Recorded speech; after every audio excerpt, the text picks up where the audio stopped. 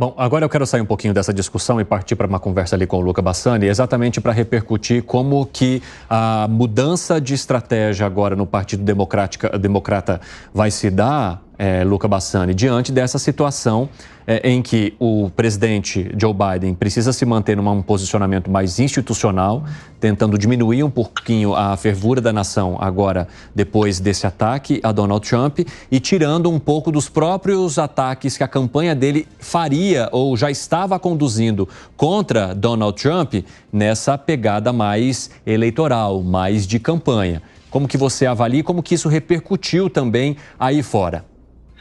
O que se ouvia muito falar aqui, Evandro, na semana passada, é que quando começaram essas conversas sobre a possível substituição de Joe Biden por um outro candidato, ou eventualmente a finalização de doações milionárias de muitos grupos empresariais, muitas pessoas importantes da sociedade para a chapa Biden-Harris, que Donald Trump, ao invés de partir para o ataque, ia deixar o Biden no mesmo caminho, entre aspas, suicida que seguia, porque essa era a visão que o Partido Republicano tinha dos passos errados tomados por Biden naquele momento, mas o atentado mudou tudo e, eventualmente, nós teremos uma mudança de estratégia também dentro do Partido Democrata. Nós sabemos que o atentado não foi só contra Donald Trump, que se feriu e passa bem, mas acabou vitimando uma pessoa e ainda a outra em grave estado de saúde. Portanto, isso mexe com os americanos, pois foi um cidadão comum, um mero espectador, observador que estava num comício político e acabou perdendo a vida para proteger a família. Então tem que ter muita cautela em qualquer alusão a esse evento durante a campanha dos democratas, que vão tentar evitar falar sobre isso, ao mesmo tempo que mostram a sua solidariedade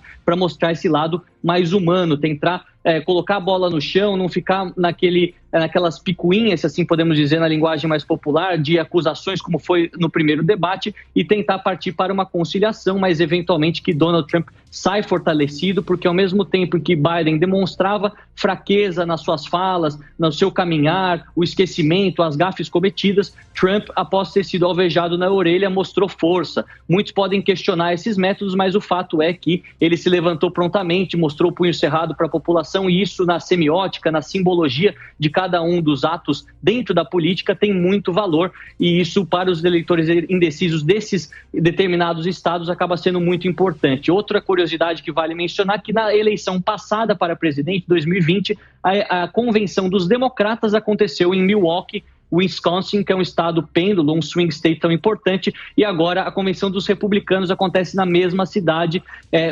mostrando novamente a importância desse Midwest americano, dessa região que eles chamam, onde temos Minnesota, Wisconsin, Illinois, também Indiana e Ohio. Além, claro, do estado de Michigan. Todos estados muito importantes e que tendem a concentrar campanha eleitoral e, portanto, os olhos estarão voltados para essas localidades durante os próximos dias. Muito interessante, Luca Bassani. Tem um outro movimento que já começa a acontecer também. Eu quero comentar isso com o Alan Gani agora. Pode colocá-lo aí na tela, porque, Gani, o que vai se passando? A campanha de Joe Biden tira o pé, então, do acelerador em relação às críticas a Donald Trump, para não aumentar ainda mais esse fervor depois do ataque que ele sofreu ali na Pensilvânia.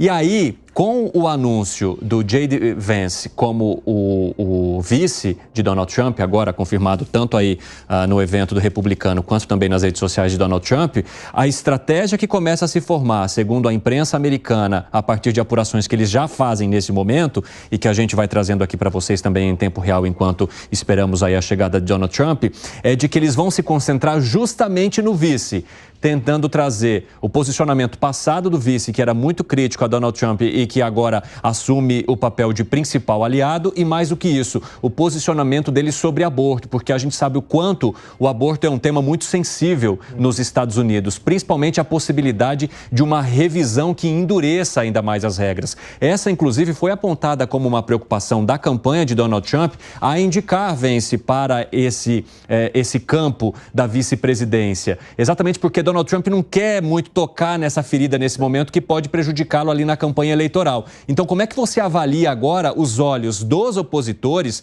dos adversários democratas, se voltando exatamente para essa figura que foi anunciada há pouco? Pois é, eu acho que do ponto de vista eleitoral a estratégia faz sentido. Vamos lembrar que durante aquele debate com o Biden, fizeram essa pergunta para o Biden em relação ao aborto, para o Biden não, para o Trump, e o Trump se saiu muito bem na resposta. Ele disse que isso era uma questão dos estados. Ele acabou saindo pela tangente, estava preparado para o debate, porque sabia que ali era uma pergunta perigosa, né? Era uma pergunta casca de banana, mas ele se saiu muito bem. E agora, é claro que vão explorar esse tema em relação ao seu vice. Uma outra estratégia, eu já percebo isso na narrativa de setores da imprensa nos Estados Unidos, replicado por setores aqui da imprensa do Brasil, eu já vi isso em editorial, é que reconhecem o atentado, reconhecem a tentativa de assassinato, mas isso é fruto da polarização que o próprio Donald Trump criou, né? Então, o Partido Democrata, setores ali da imprensa ligados ao Partido Democrata nos Estados Unidos também vão nessa direção, né, de reconhecendo, não vão negar, mas colocando o Trump como culpado. Isso deve ganhar cada vez mais força, lamentavelmente. Ô Monteiro, como é que você avalia essas mudanças de estratégia que podem mirar, inclusive, o recém-anunciado? Essa é uma questão interessante, Cine. Quando você pega, por exemplo, a política dos Estados Unidos, né, você vê que o direito civil estadunidense foi ganhando força, evoluindo aos poucos, né? Em 73, por exemplo, teve uma decisão da Suprema Corte dos Estados Unidos, no caso Roe versus Wade, né, que a Suprema Corte decidiu claramente da possibilidade das mulheres fazerem aborto, não é? E desde então, desde 73, os Estados Unidos ficou dividido entre grupo pró e contra aborto. Então é uma questão que pauta todos os debates políticos nos Estados Unidos. E, como eu falei no começo, né, a escolha do vice do J.D. Vance, o vice do Trump, né, é uma escolha um pouco interessante, porque o Vance tem uma postura e tem uma opinião sobre aborto muito mais dura e muito mais restritiva do que o próprio Trump, né? Isso significa claramente, no meu modo de ver, que a questão do aborto vai ficar sendo porta-voz do vice, enquanto o Trump, no meu modo de ver, não vai entrar nessa bola dividida. Então o Trump conseguiu uma pessoa que é contra qualquer tipo de flexibilidade em relação ao aborto, e ele não vai se manifestar em relação a esse assunto, né? Porque é um assunto que tira voto também, tá? Mas tira voto também. Os latinos e os negros e vários setores progressistas dos Estados Unidos, que não é para deixar de lado, né, são favoráveis à questão do aborto, né? Exatamente. Agora, ô Gustavo Segré, você acha que essa estratégia ela pode funcionar nesse momento ou ela pode fazer com que esse barril de pólvora tenha uma explosão ainda maior diante dos fatos que aconteceram com Donald Trump? Eu não sei te dizer, são estratégias que têm que incluir muito a cultura americana. Não é a mesma coisa fazer uma campanha com uma mentalidade latina que com uma mentalidade americana. São valores diferentes, são prioridades diferentes, são necessidades diferentes e as prioridades do eleitor não necessariamente serão as mesmas que se fosse aqui na região, independente de qual é o país. Agora, fico curioso, né, de ver que os democratas, ou seja, o partido mais à esquerda nos Estados Unidos, vai eventualmente utilizar na campanha política, acusando ao atual candidato a vice-presidente, a que no passado foi crítico do Donald Trump. Eles deveriam vir a fazer um curso. Aqui nós temos mestrado disso.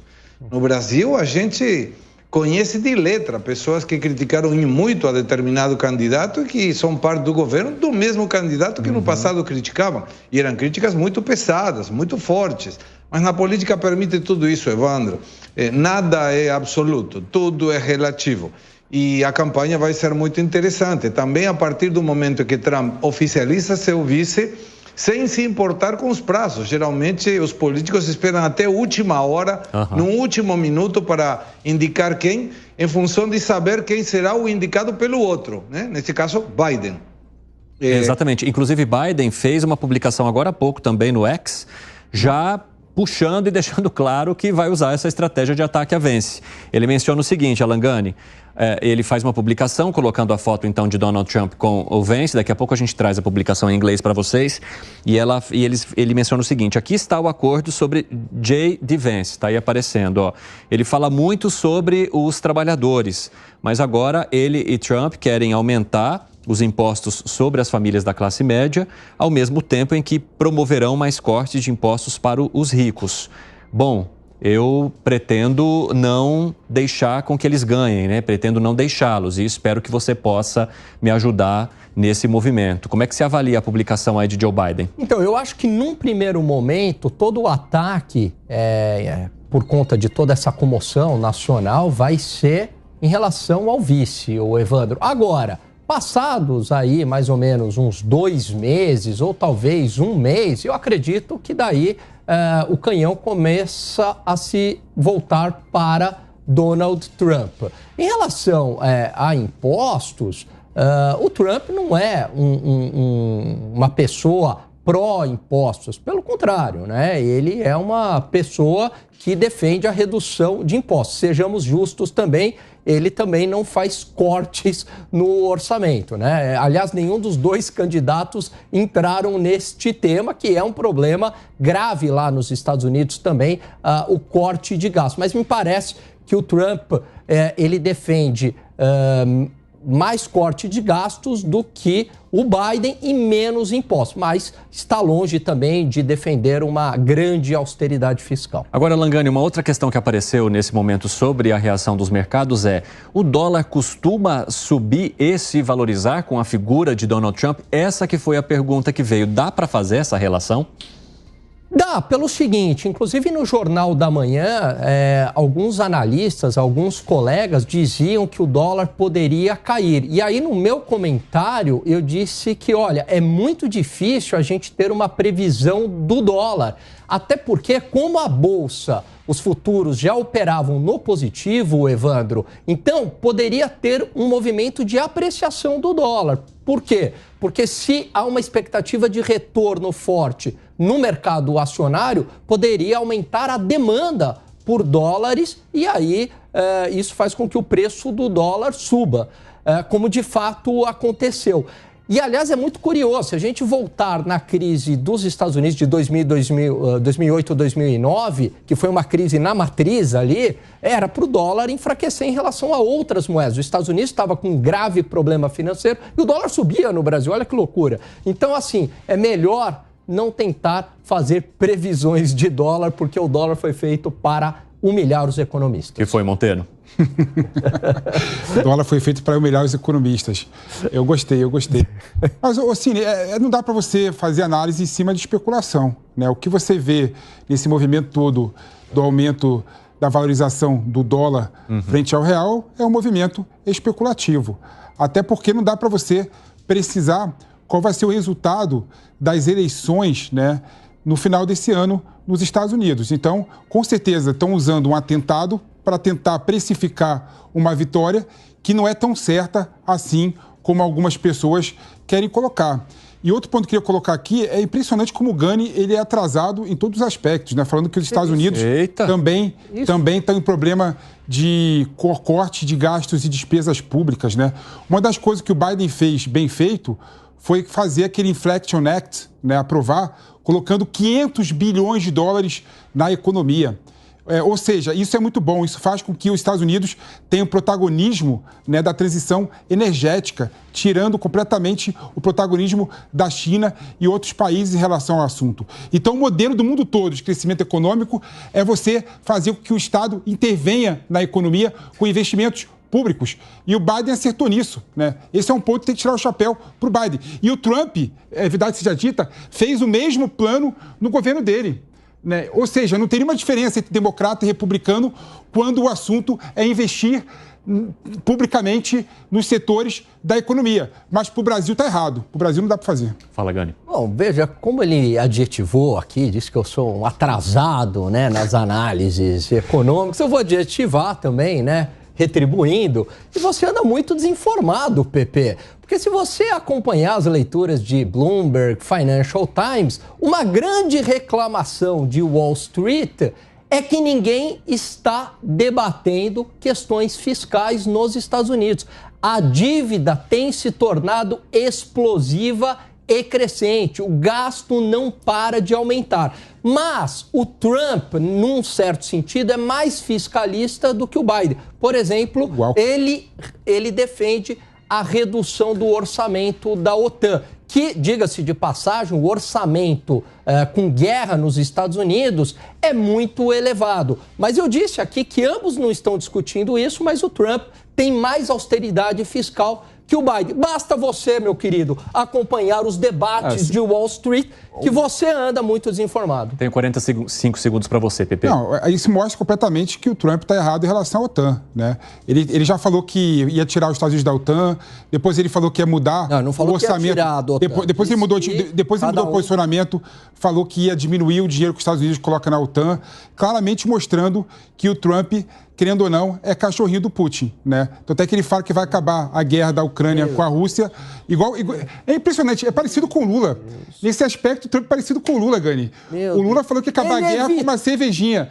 O Trump falou que ia acabar a guerra conversando com o Putin. Ele evitou uma guerra entre Rússia e Ucrânia. Pessoal, o pessoal da rádio está conosco agora, às 5 horas em ponto. Sejam muito bem-vindos, vocês que nos ouvem. Estamos unidos em todas as plataformas.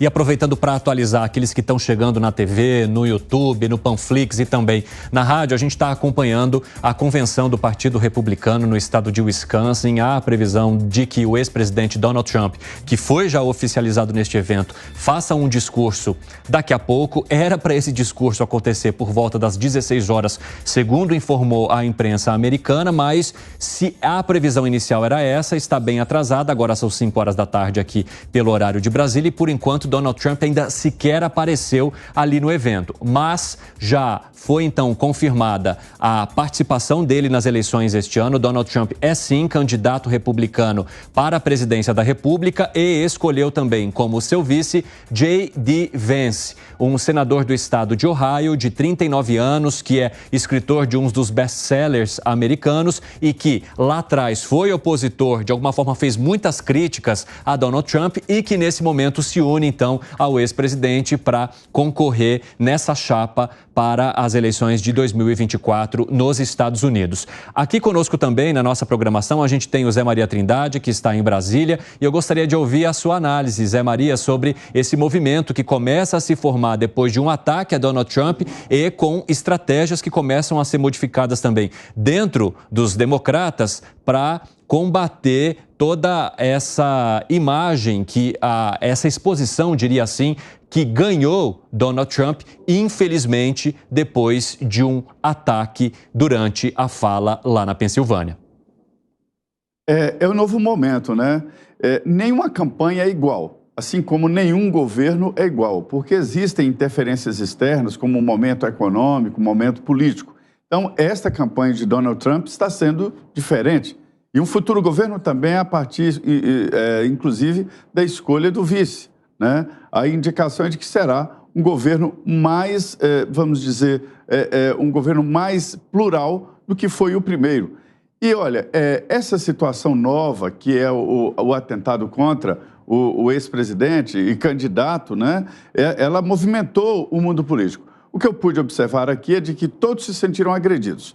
Ninguém gosta de uma situação sem regras, ninguém gosta de uma situação fora de controle. Então, aqui do presidente Lula, o presidente do Senado, o presidente da Câmara, líderes de oposição e governistas, todos se posicionaram exatamente no sentido de proteção da política. Isto não é política, isto é violência explícita, violência pura, e não se faz política desta forma.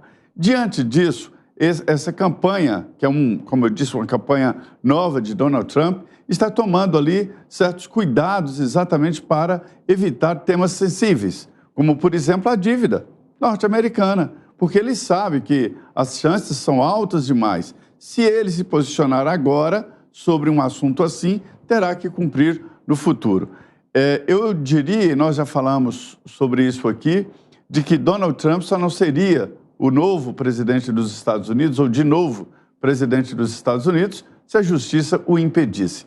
Não há força que possa substituir a força do apoio popular quando se trata de política. E só se mata política, Evandro, só se mata político tirando votos, ou seja, político morre sem votos. Pois é, e a Justiça tem indicado também, né, uma abertura de caminho aí para Donald Trump. Foi só ver a decisão que foi proferida hoje pela juíza da Flórida, então encerrando um dos processos que, pela sua defesa, era considerado um dos mais perigosos, uns do que realmente poderiam significar uma retirada de Trump do páreo. E, pelo contrário, houve um encerramento, há um recurso, a possibilidade de recurso pelo Ministério Público, mas essa primeira decisão já aponta ali uma direção para outras decisões que possam ser consequência também dessa acusação que recebeu Donald Trump de reter documentos que pertenciam à Casa Branca e de que eram significativos para a segurança nacional. Então, depois de o ataque no fim de semana, que trouxe tamanha exposição, e aí, gente, quando eu falo infelizmente, é exatamente uma exposição acontecer dessa maneira num cenário de violência, tá? É isso que eu quero deixar bem claro aqui para vocês, de tamanha exposição ocorrer exatamente num cenário tão beligerante para o ex-presidente Donald Trump e para todos que participavam ali do evento e que agora vão gerar também uma série de consequências em termos de investigações. Mas essa exposição vem. E agora os republicanos, no dia seguinte, mantêm a presença de Donald Trump, porque havia a dúvida se de fato ele participaria do evento diante do risco que ele correu no fim de semana anterior. E aí a família de Donald Trump vai lá e fala, não, ele está muito bem. E ele confirma essa participação. Os republicanos vêm e anunciam a candidatura, oficializam a candidatura com o nome também do vice, J.D. Vance. Então, tudo vai se colando para colocar a figura de Donald Trump como uma pessoa que realmente está com fôlego, sobreviveu literalmente para conseguir chegar bem a essa campanha eleitoral.